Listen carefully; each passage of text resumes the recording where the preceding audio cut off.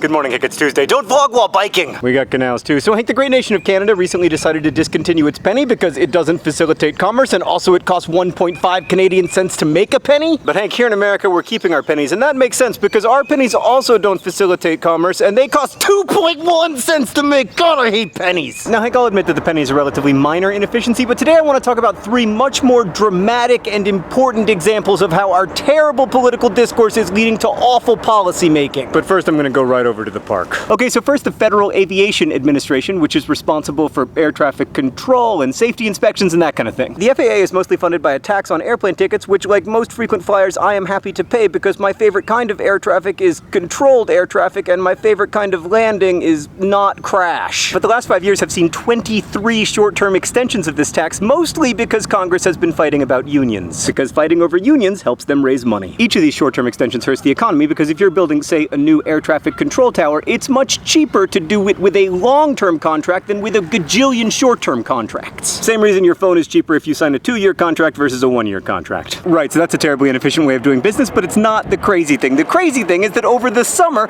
Congress completely let the FAA's funding lapse, so they couldn't collect that tax on every ticket. Now you're probably thinking, this wasn't so bad. After all, the money just went into the hands of the people who were buying the tickets. No, it didn't. It went into the hands of the airlines because they raised their prices the exact amount of the tax. I am a giant squid of anger. Oh, look, it's a plane. The only reason you're safe is because of the FAA. It needs our funding! Anyway, Congress finally passed a long-term budget in February, but by then this whole brouhaha probably cost us $1 billion.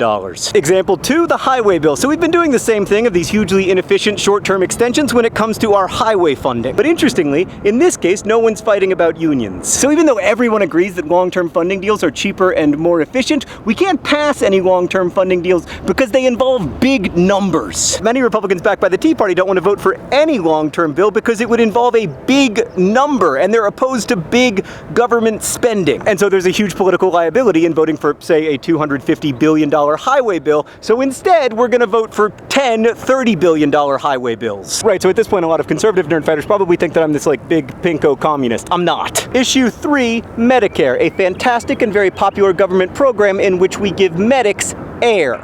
No way, we give healthcare to old people. So everyone agrees that Medicare is totally unsustainable. By 2020, Medicare could account for 5% of our gross domestic product, which is just insane. And Republicans have proposed some interesting reform ideas for Medicare, but Democrats refuse to entertain them because, of course, that would mean hurting our seniors by cutting Medicare, and those very same seniors tend to vote for Democrats. And it makes sense because we all know that spending more money to take care of our seniors leads to healthier, happier seniors. And we all want that because when they're not happy, they're very cranky. So it makes sense not to reform Medicare, except it doesn't because, insanely, the states that spend the least per Medicare patient get the best healthcare outcomes. This is largely for boring reasons like preventative medicine and washing your hands and not leaving scalpels inside of people, but it works! So we could totally use this data to reform Medicare and control costs, but instead we won't! We'll just keep disagreeing with each other for the sake of disagreeing because yelling at each other is worth more political points than sensible compromise. And our government will continue to inhibit economic growth while also minting pennies! God, I hate pennies. Alright, I could try to end videos on a happy note, so here's a turtle.